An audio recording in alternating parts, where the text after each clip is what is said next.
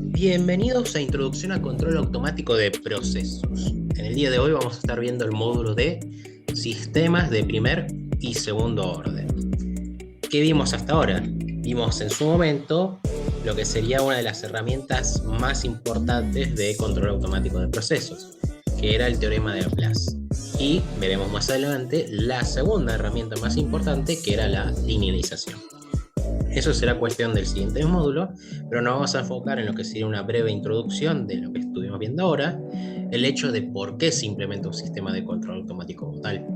Porque es la manera de regular, controlar de manera continua y segura nuestro proceso, ya sea una cierta fracción de nuestro proceso, modular nuestro proceso en subsistemas completamente controlados de manera automática con tal de que nuestro flujo de proceso, nuestras especificaciones de producto se cumplan en tiempo y en forma y en calidad como tal, viendo con los plazos determinados. En ese caso, por ejemplo, si tenemos este esquema de un intercambiador de calor como tal, un intercambiador de cargas y tubo, si queríamos medir o regular la temperatura del mismo de salida, lo que teníamos que hacer era disponer de ciertos elementos de control.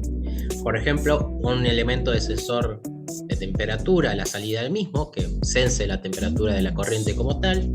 Dicha medición de la temperatura la obtiene lo que sería un elemento de sensor de temperatura denominado termocupla o termoresistencia, independientemente sea el caso. La cuestión es que sensa la temperatura, emite una señal respectiva de dicho sensor, amplificada o no, y la envía a lo que sería un controlador. Ese controlador como tal verifica la señal recibida, la compara con un valor de consigna como tal y analiza. ¿Estoy cumpliendo mis especificaciones? Si no, debo regular una señal correctiva correspondiente al grado de error, si es positivo o si es negativo. ¿Qué influye en esto? En que ese controlador va a afectar, por ejemplo, un elemento final del control, como lo que sería una válvula, para justamente, si fue un error positivo, por ejemplo, brindar más apertura a la válvula. Si fue un error negativo, tal vez cerrar la válvula como tal. ¿Para qué? Para que eso influya sobre la variable manipulada, que sería, por ejemplo, en este caso el caudal, y de esa manera, al haber menos o más caudal, afectaría la transferencia de calor como tal, afectaría la temperatura final que se sensa, la variable sensada, justamente la variable medida, hasta el punto de que se cumpla con el valor de consigna como tal, o sea, la especificación. Habíamos visto lo que era la primera herramienta, que era el teorema de Laplace, o la transformada de Laplace. Habíamos visto que transforma ecuaciones diferenciales lineales en ecuaciones algebraicas como tal. Y con dicho teorema lo que hacíamos era obtener una función en el dominio de Laplace. Y en consecuencia podíamos llegar a obtener lo que sería la función de transferencia de nuestro sistema. Para eso teníamos que tener en cuenta varias cosas. Por ejemplo, las propiedades que tenemos en cuenta para la transformada de Laplace, que se resumen en esa pequeña tabla que se ve en la pantalla, en el lado derecho de la pantalla. La idea de usar la transformada de Laplace justamente es para simplificar nuestra operación, para evitar el tema de emplear tal vez procesos más largos como la integración o la derivación como tal, y resolver de una manera más concisa o rápida nuestras ecuaciones diferenciales. Y a su vez obtener una ecuación que representa el sistema en sí de interés, como sería la función de transferencia. La idea es que una vez que tengamos la cierta manía de poder calcular ciertas operaciones o ciertas propiedades de transformada de Laplace, aplicar dichos conocimientos para modular o transformar las ecuaciones diferenciales respectivas de nuestro sistema. Dichas ecuaciones diferenciales, que las transformo en ecuaciones algebraicas, o sea, las transformo en funciones tipo Laplace, esas ecuaciones tipo Laplace representaría cada subsistema o cada elemento de mi sistema general en sí. Yo lo voy a representar ya sea por álgebra de señales o por álgebra de bloques. Ahora bien, he conseguido lo que sería la función de transferencia de uno del elemento, de un bloque, el bloque G1. Conseguí la función de transferencia del bloque G2, la de G3, la G4, la G5, la C6, etc. que tendría en sí todo mi sistema de control, todo mi diagrama de bloques ya establecido. Tendría justamente algo similar a lo que se estaría dibujando en la pantalla. Tendría una sucesión de bloques definida que complementa o que constituye todo mi sistema de control. Lo que debo hacer es, de alguna forma, simplificar este diagrama de bloques para obtener lo que sería la función de transferencia de mi sistema neto. ¿Cómo simplifico todos esos bloques? Empleando ciertas transformaciones. Y las más usadas son las que se recopilan aquí. Son estas 5, hay más, pero las más utilizadas, por ejemplo, son estas 5, que combinan bloques, desplazan bloques o eliminan un lazo de retroalimentación, etcétera, etcétera, etcétera. Conceptos que vimos en la clase pasada. Esto con tal de que, de que si mi sistema en sí es lo bastante complejo como para analizarlo, debo ir poco a poco, simplificándolo, hasta tener mi sistema o mi función de transferencia del sistema neto. Debo tener en cuenta una cosa, que la función de transferencia del sistema como tal es aquella que relaciona la salida con respecto a la señal de entrada. Y generalmente cuando estoy simplificando bloque por bloque por bloque y estoy simplificando todo mi sistema, me va a quedar generalmente, no necesariamente en todos los casos, este sistema como tal, un sistema de retroalimentación o de realimentación. Y debo tener en cuenta una cosa: ¿cómo regresa la señal de retroalimentación? Si regresa en un punto negativo, en un punto de suma negativo, tendré que corresponderle a su correspondiente ecuación el signo opuesto como tal. Si entra en el punto de suma negativo, el signo que irá adjuntado en la fórmula será positivo. Si la retroalimentación es positiva, o sea, la retroalimentación ingresa en un punto de suma positivo, el signo correspondiente será el opuesto, será negativo. Una vez que yo predisponga de haber obtenido mis ecuaciones de transferencia G1, G2, G3, H, por ejemplo, las simplificaré para obtener esta relación como tal que me describe la función de transferencia del sistema en sí.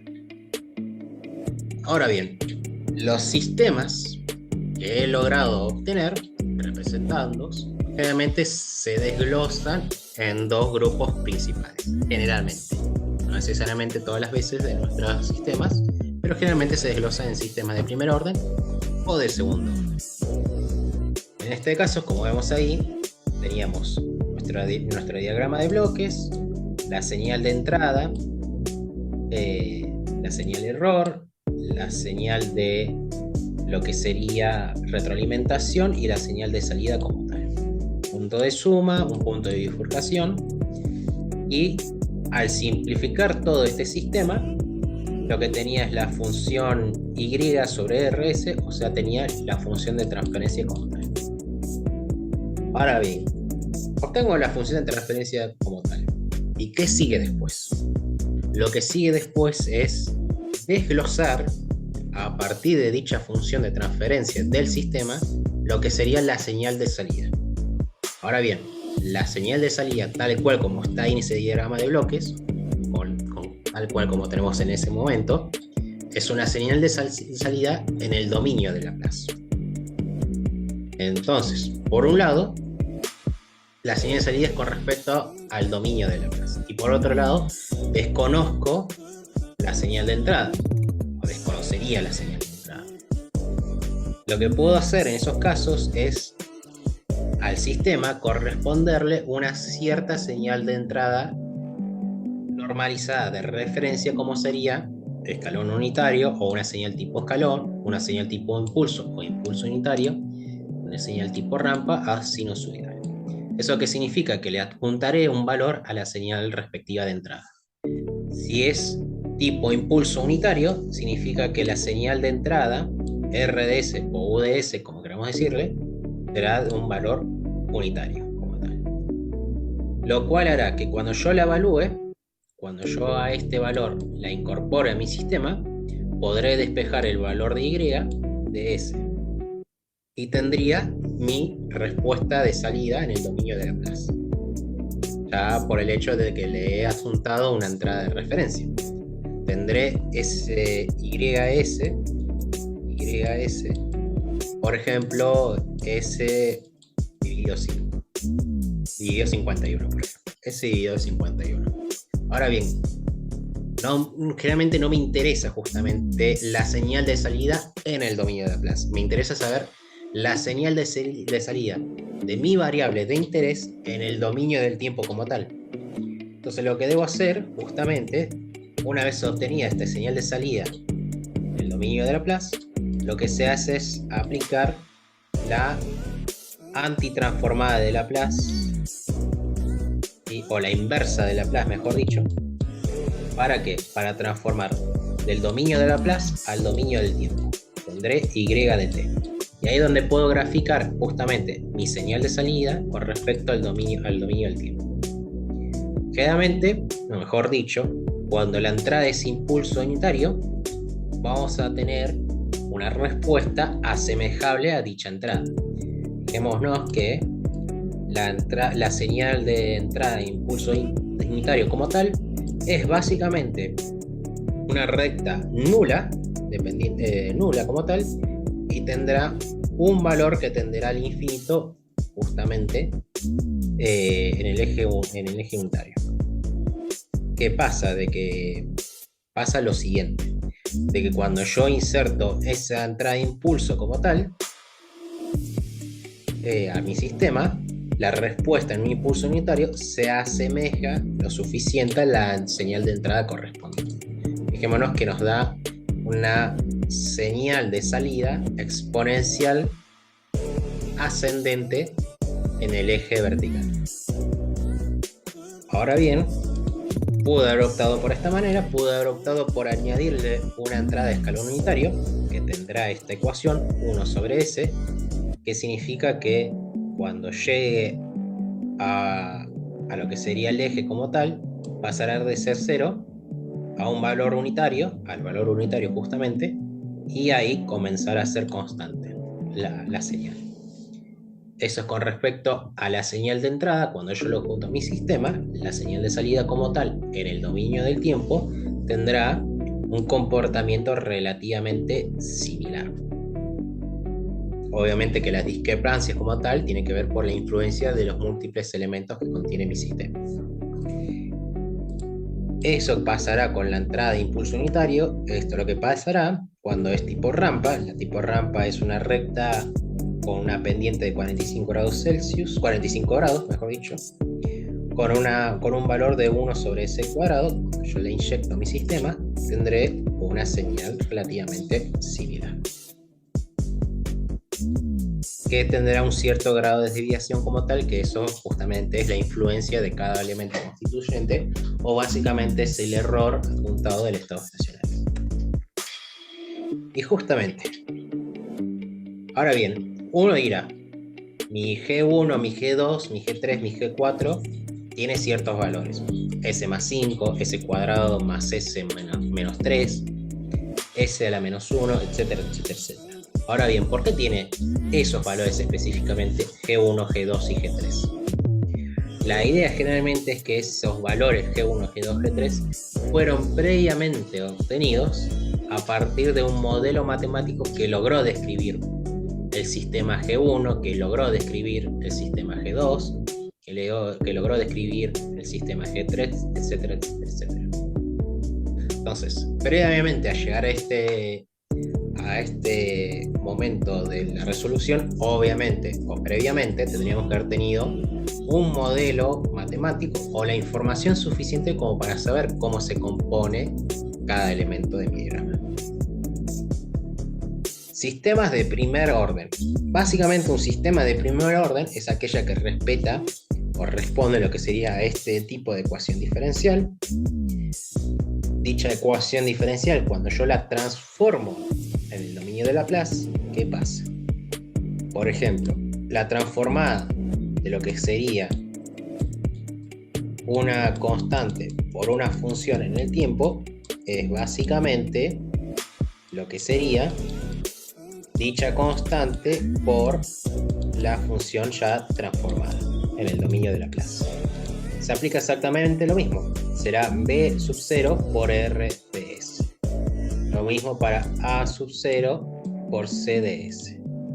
Cuando estamos analizando lo que sería una derivada, específicamente la primera derivada, la transformada de Laplace de la primera derivada es de f de t sobre dt, es básicamente S por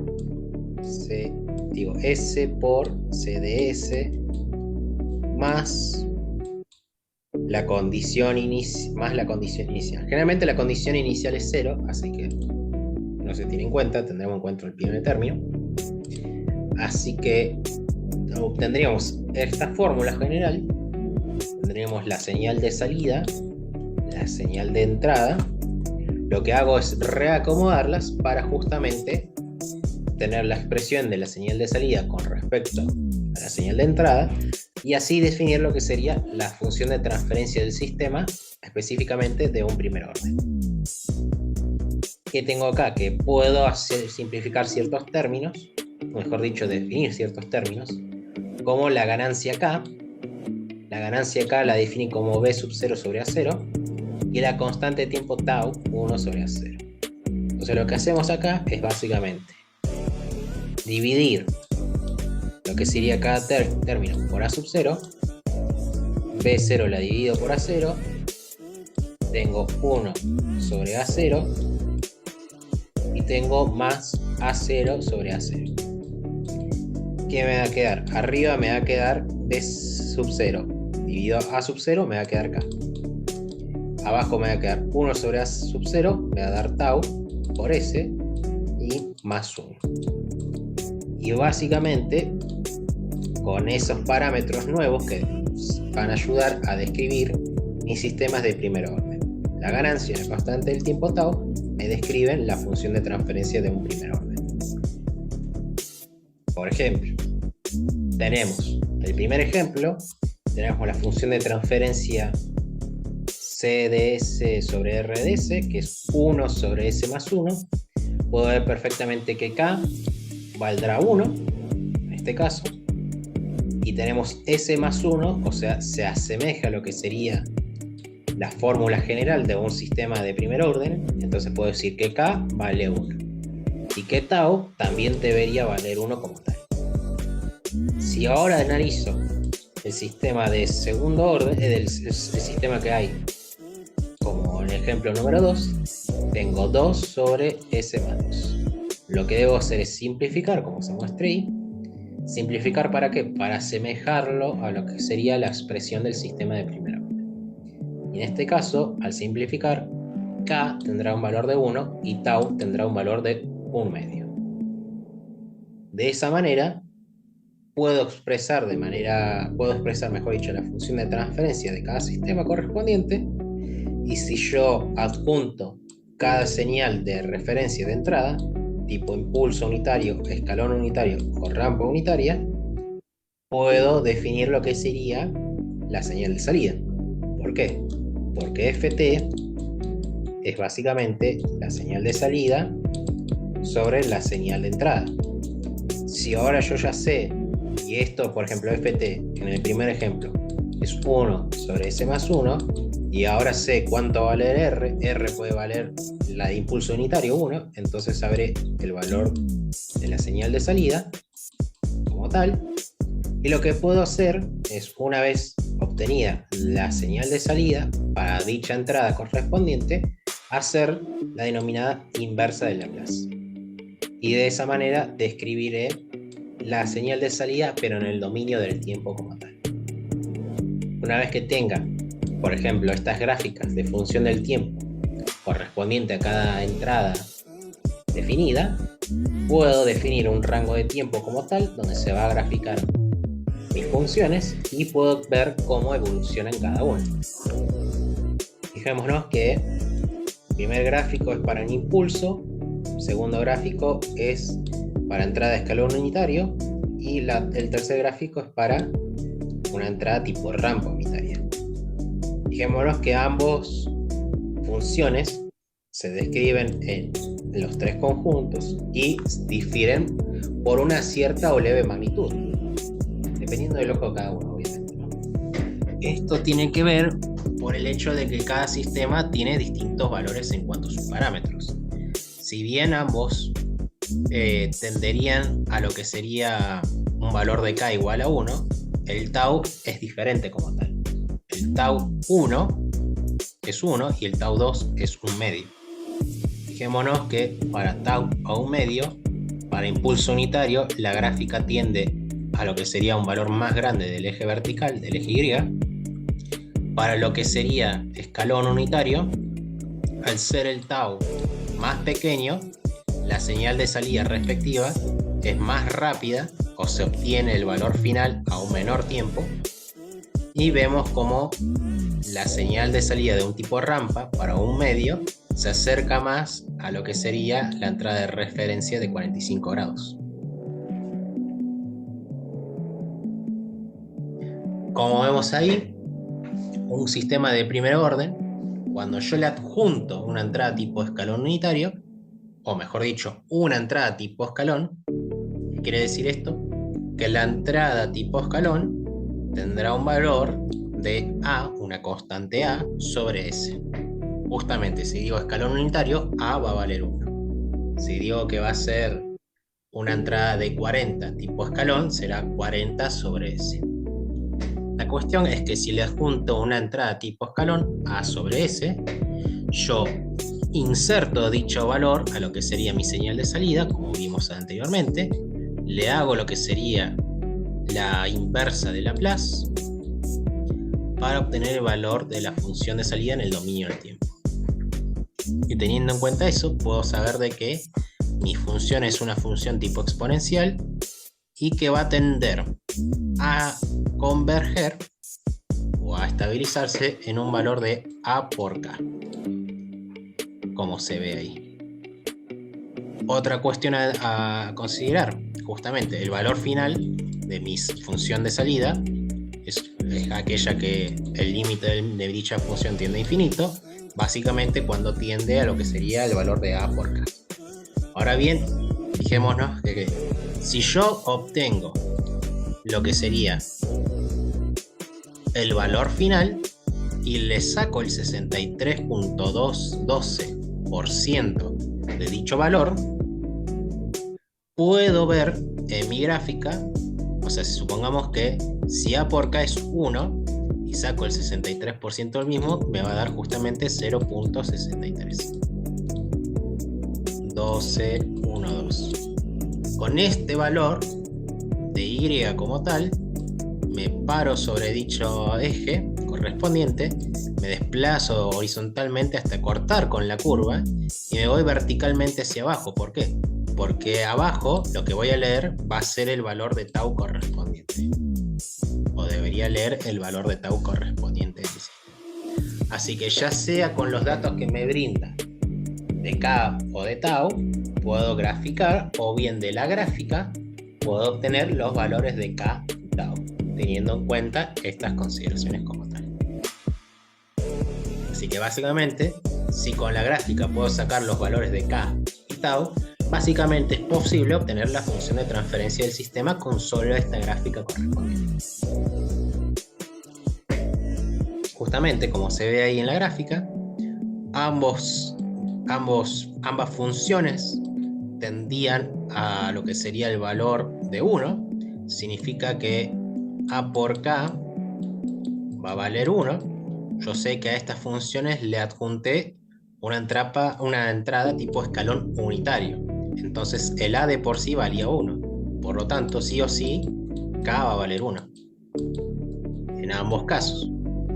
Por otro lado, fijémonos que si yo saco el 63% de A por K, o sea, el 63% de 1, me estoy acá en este valor, me voy a ver horizontalmente hasta cortar cada curva, y de así leo el valor de tau.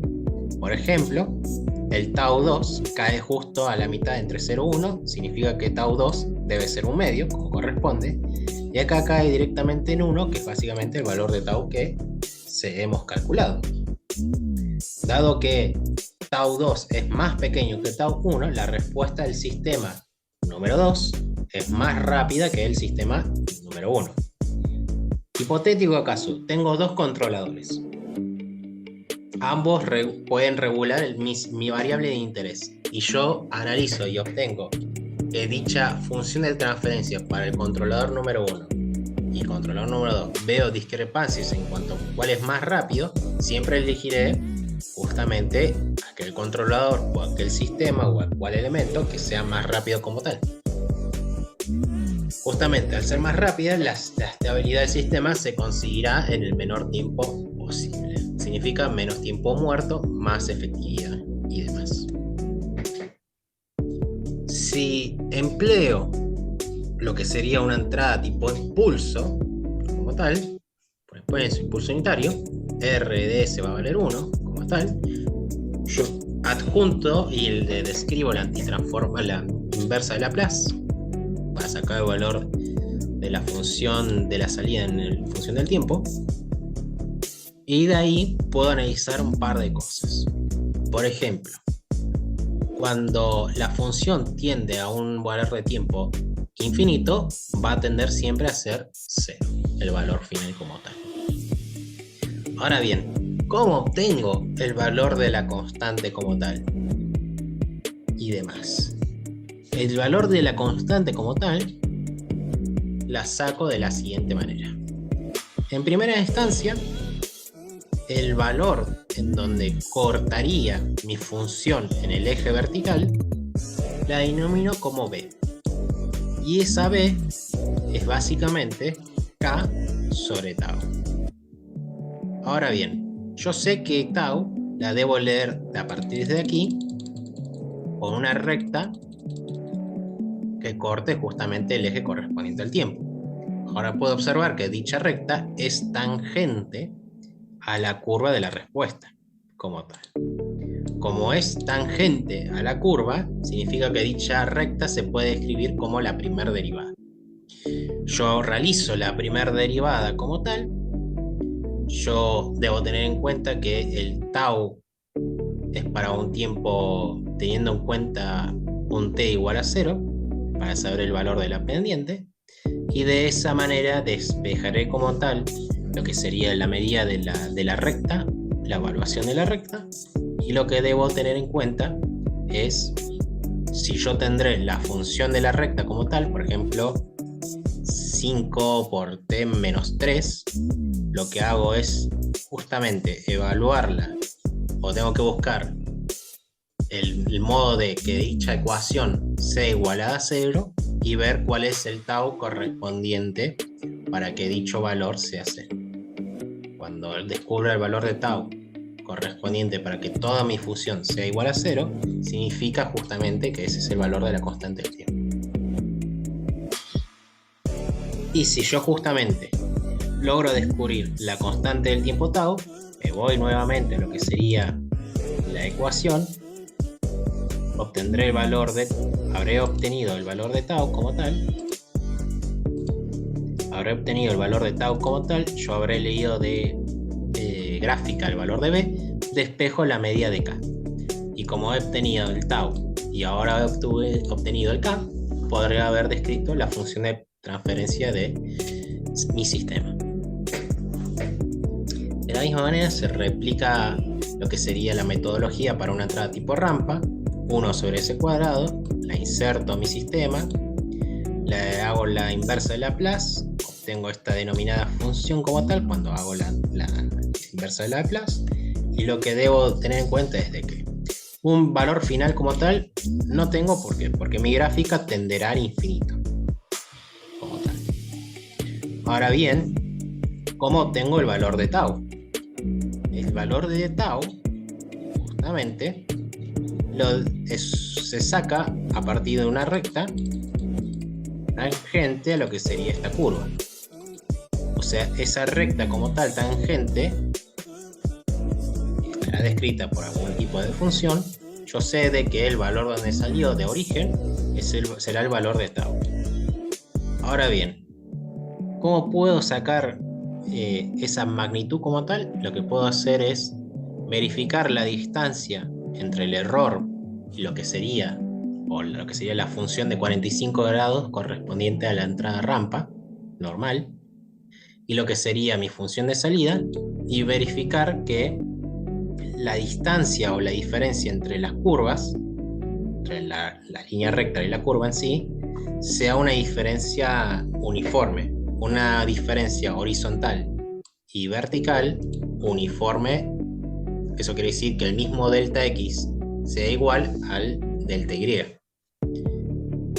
Entonces, cuando descubro la forma de obtener cómo el delta X logra ser igual a mi delta Y, a esa diferencia la denoto como tau. Y así puedo describir lo que sería mi sistema de primer orden tipo rampa. Y luego continuaremos con los sistemas de segundo orden.